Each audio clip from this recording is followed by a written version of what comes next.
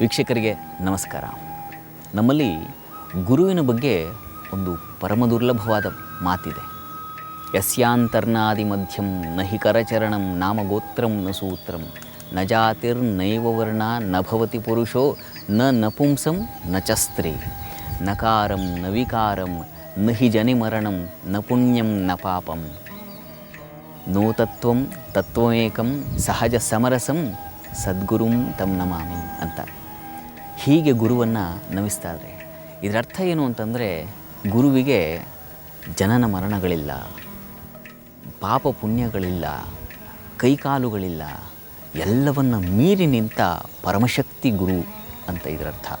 ಅಂಥ ಗುರುವಿಗೆ ನಮಿಸುತ್ತಾ ನಾವು ಇವತ್ತಿನ ಕಾರ್ಯಕ್ರಮವನ್ನು ಪ್ರಾರಂಭ ಮಾಡೋಣ.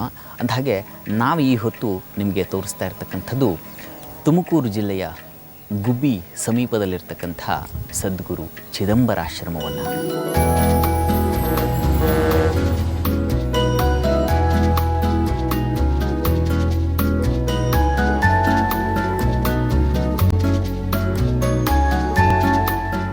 ನಾನೀಗ ನಿಂತಿರ್ತಕ್ಕಂಥದ್ದು ಗುಬ್ಬಿಯ ರೈಲ್ವೆ ಹಳಿ ಸಮೀಪದಲ್ಲಿ. ಯಾಕೆ ಇಲ್ಲಿ ನಿಂತಿದ್ದೀನಿ ಅಂದರೆ ಇದಕ್ಕೊಂದು ಅರ್ಥ ಇದೆ. ಈ ರೈಲ್ವೆ ಹಳಿಯ ಆಚೆ ಬದಿ ಇರ್ತಕ್ಕಂಥದ್ದು ಲೌಕಿಕ ಬದುಕು, ರೈಲ್ವೆ ಹಳಿಯ ನನ್ನ ಎಡಭಾಗದಲ್ಲಿರ್ತಕ್ಕಂಥದ್ದು ಅಲೌಕಿಕ ಬದುಕು. ಲೌಕಿಕ ಅಂದರೆ ನಾವು ದಿನನಿತ್ಯ ವ್ಯವಹಾರ ಮಾಡ್ತಾ ಇದ್ದೀವಲ್ಲ, ಆ ಪ್ರಪಂಚ.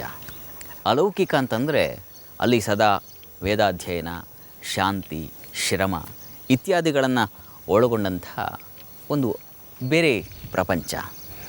ನಾನು ಈ ಹೊತ್ತು ಆ ಅಲೌಕಿಕ ಪ್ರಪಂಚ ಹೇಗಿರುತ್ತೆ ಅನ್ನೋದನ್ನು ನಿಮಗೆ ಪರಿಚಯ ಮಾಡಿಸಲಿಕ್ಕೆ ಈ ಕ್ಷೇತ್ರಕ್ಕೆ ಬಂದಿದ್ದೇನೆ. ನಾವೀಗ ಈ ಆಶ್ರಮವನ್ನು ಪ್ರವೇಶಿಸಿ ಅಲ್ಲಿನ ಅಲೌಕಿಕ ಪ್ರಪಂಚವನ್ನು ಗಮನಿಸೋಣ.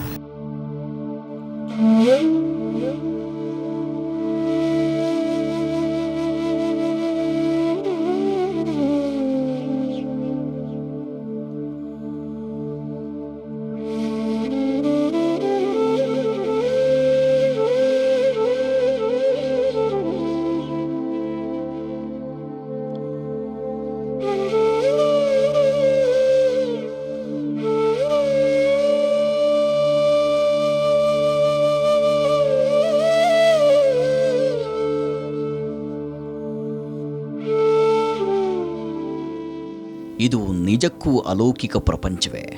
ಆ ಪ್ರಪಂಚದೊಳಗೆ ಪ್ರವೇಶಿಸ್ತಾ ಇದ್ದರೆ ಯಾವುದೋ ಋಷ್ಯಾಶ್ರಮವನ್ನು ಪ್ರವೇಶಿಸಿದಂಥ ಭಾವ ನಮ್ಮಲ್ಲಿ ಆವರಿಸುತ್ತೆ.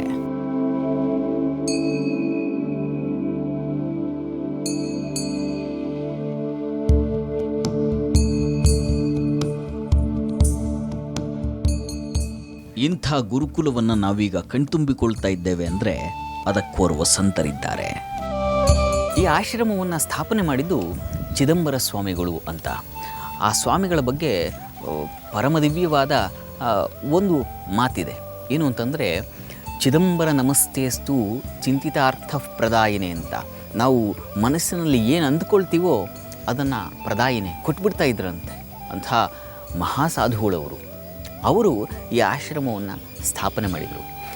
ಹಾಗಾದರೆ ಆ ಸ್ವಾಮಿಗಳು ಯಾರು, ಅವರ ಹಿನ್ನೆಲೆ ಏನು, ಅದನ್ನು ನಾವು ಈ ಸಂದರ್ಭದಲ್ಲಿ ಮನಗಾಣಬೇಕು.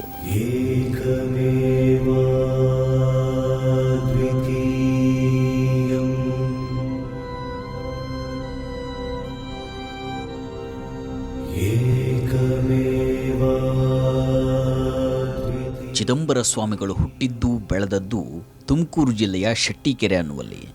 ಬಾಲ್ಯದಲ್ಲಿ ಆಧ್ಯಾತ್ಮದ ಜಾಡನ್ನು ಹಿಡಿದು ಹೊರಟ ಸ್ವಾಮಿಗಳಿಗೆ ಲೌಕಿಕದ ನಂಟಿತ್ತಾದರೂ ಅಂಟಿಯೂ ಅಂಟದಂತಿದ್ದರು.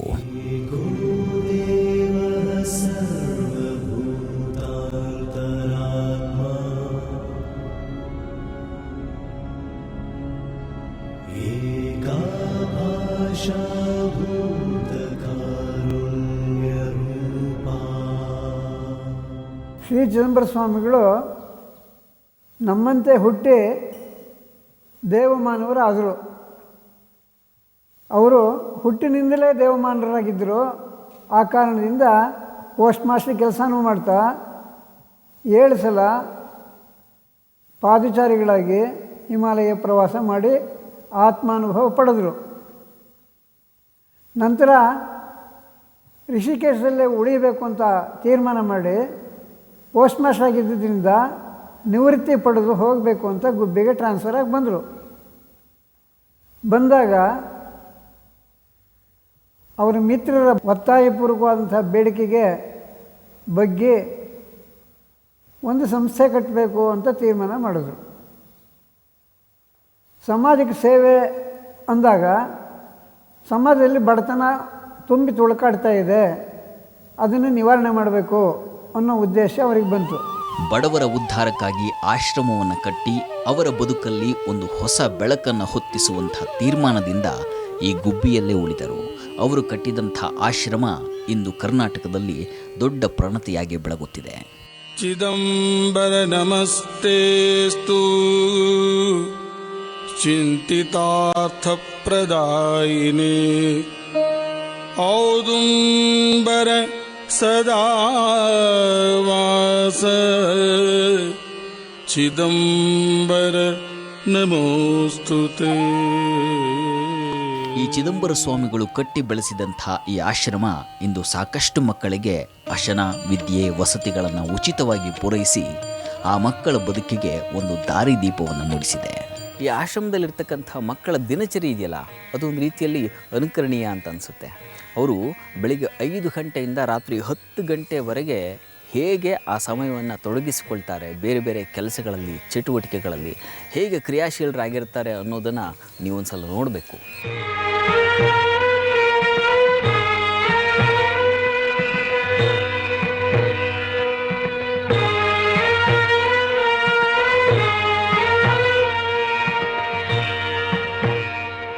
ಈ ಚಿದಂಬರ ಆಶ್ರಮ ನಿಜಕ್ಕೂ ಒಂದು ಶುದ್ಧ ಗುರುಕುಲದ ಭಾವವನ್ನು ಹೊಮ್ಮಿಸುತ್ತದೆ.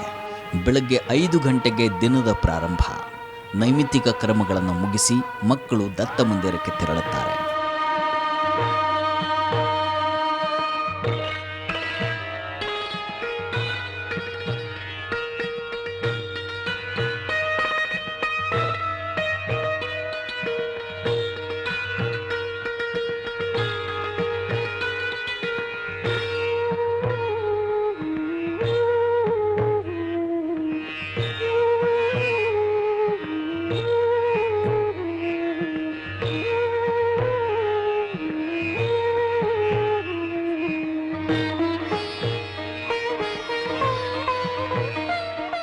ಈ ಮಕ್ಕಳ ಕಾಕಡಾರತಿಯನ್ನು ಕೇಳಿದ ಮೇಲೆಯೇ ಇಲ್ಲಿನ ದತ್ತಾತ್ರೇಯ ಯೋಗ ನಿದ್ರೆಯಿಂದ ಎಚ್ಚರವಾಗುವುದು.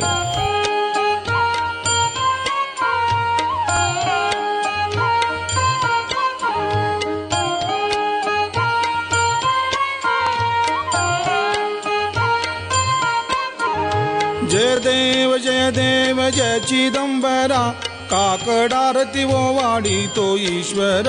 ಜಯ ದೇವ ಜಯ ದೇವ ಜಯ ದೇವ ಜಯ ದೇವ ಜಯ ಚಿದಂಬರ ಕಾಕಡಾರತಿ ಓ ವಾಡಿತೋ ಈಶ್ವರ. ಜಯ ದೇವ ಜಯ ದೇವ. ಮಾಯಾಪಟ फाडूनी चिंधी काढी कल्पना शुद्ध सत्व बुद्धी निश्चय ओळती मन. सद्भावाच्या घृते करोनी भिजवली जाण ज्ञानाग्नी फुंकोनी प्रकाश केला त्रिभुवन. ಜಯ ದೇವ ಜಯ ದೇವ ಜಯ. ಇಷ್ಟಾದ ಮೇಲೆ ಮಕ್ಕಳು ತೆರಳುವುದು ವೇದ ಪಾಠಶಾಲೆಯ ಕಡೆ. ಈ ಆಶ್ರಮದಲ್ಲಿರುವಂಥ ಮಕ್ಕಳಿಗೆ ವೇದ ಬೋಧನೆ ಮಾಡುವುದೇ ಸ್ವಾಮಿಗಳ ಪರಮ ಆಶಯವಾಗಿತ್ತು. ಅದಕ್ಕೆ ಒಂದು ಕಾರಣವೂ ಇತ್ತು. ಚಿದಂಬರ ಸ್ವಾಮಿಗಳಲ್ಲಿ ಒಂದು ಸಚ್ಚಿಂತನೆ ಇತ್ತು. ಏನು ಅಂತಂದರೆ, ನಮ್ಮ ಭಾರತಕ್ಕೆ ಆಗಮಿಸಿದಂಥ ಮೆಕಾಲೆ ತನ್ನದೇ ಆದ ಶಿಕ್ಷಣವನ್ನು ಇಲ್ಲಿ ಪ್ರಸಾರ ಮಾಡಿ ನಮ್ಮ ವೇದಗಳ ಸಾರವನ್ನು ವಿಕಾರಗೊಳಿಸಿಬಿಟ್ಟಿದ್ದ. ಅದು ಸ್ವಾಮಿಗಳಿಗೆ ಮಹಾ ಬೇಸರದ ಸಂಗತಿಯಾಗಿತ್ತು. ಅದನ್ನು ಪರಿಹರಿಸಲಿಕ್ಕಾಗಿ ಅವರು ಒಂದು ವಿಶೇಷವಾದ ಪದ್ಧತಿಯನ್ನು, ಅಂದರೆ ವೇದಗಳ ನಿಜ ಅರ್ಥವನ್ನು ಜನರಿಗೆ ಪ್ರಸಾರ ಮಾಡಬೇಕು ಅನ್ನೋ ನಿಟ್ಟಿನಲ್ಲಿ ಇಲ್ಲಿ ಒಂದು ವೇದ ಪಾಠಶಾಲೆಯನ್ನು ತೆರೀತಾರೆ. ಆ ಮೂಲಕ ಮಕ್ಕಳಿಗೆ ನಿಜವಾದ ಜ್ಞಾನವನ್ನು ತುಂಬುವಂಥ ಕೆಲಸವನ್ನು ಮಾಡ್ತಾರೆ. ಅದು ಇವತ್ತಿಗೂ ಅವಿರತವಾಗಿ ಸಾಗಿ ಬಂದಿದೆ ಈ ಆಶ್ರಮದಲ್ಲಿ. ಮಕ್ಕಳೀಗ ವೇದ ಪಾಠವನ್ನು ಮಾಡ್ತಾ ಇದ್ದಾರೆ, ಕೇಳಿಸ್ಕೊಳ್ತಾ ಇದ್ದಾರೆ, ಕಲಿತಾ ಇದ್ದಾರೆ. ಅದನ್ನು ನಾವೀಗ ನೋಡೋಣ.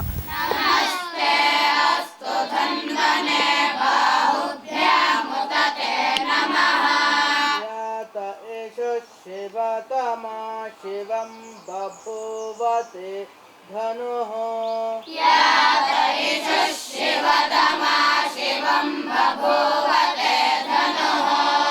ಜಗದಯಕ್ಷ್ಮಗುಂ ಸುಮನ ಅಸತ್ ಯಥಾ ನಃ ಸರ್ವಮಿಜ್ಜಗದಯಕ್ಷ್ಮಗುಂ ಸುಮನಾ ಅಸತ್ ಯಥಾ ನಃ ಸರ್ವಮಿಜ್ಜಗದಯಕ್ಷ್ಮಗುಂ ಸುಮನಾ ಅಸತ್. ಮಕ್ಕಳಿಗೆ ಶುದ್ಧ ಪಾಠವನ್ನು ಬೋಧಿಸಿ ಅವರಲ್ಲಿ ಜ್ಞಾನ ನಿಕ್ಷೇಪ ಮಾಡುವುದೇ ಆಶ್ರಮದ ಮೂಲ ಧ್ಯೇಯ. ಅದರಂತೆಯೇ ಇಲ್ಲಿ ಪಾಠ ಪ್ರವಚನಗಳು ನೆರವೇರ್ತಾ ಇವೆ. ನಾನು ಇಲ್ಲಿಗೆ ಬಂದು ಒಂದು ವರ್ಷ ಆಯಿತು. ನನಗೆ ಈ ಆಶ್ರಮ ಅಂದರೆ ತುಂಬ ಇಷ್ಟ ಇದೆ. ನನಗೆ ಇಲ್ಲಿ ಸಂಸ್ಕೃತ ಹಾಗೂ ವೇದ ಹೇಳ್ಕೊಡ್ತಾರೆ.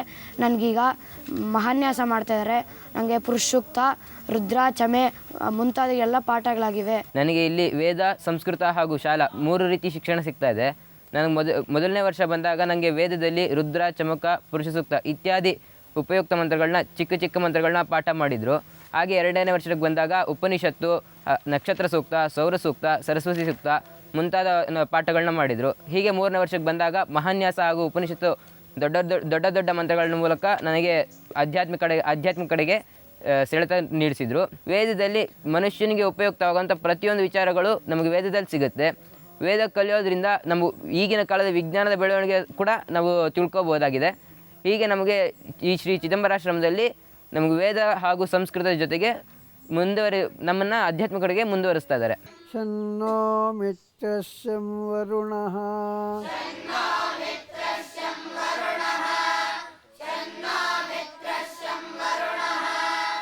ಶನ್ನೋ ಭವತ್ವರ್ಯಮಾ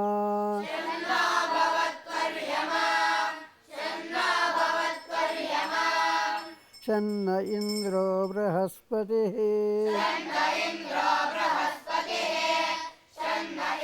ಇದಾದ ಮೇಲೆ ಮಕ್ಕಳು ತೆರಳೋದು ಸಂಸ್ಕೃತ ಅಭ್ಯಾಸಕ್ಕೆ.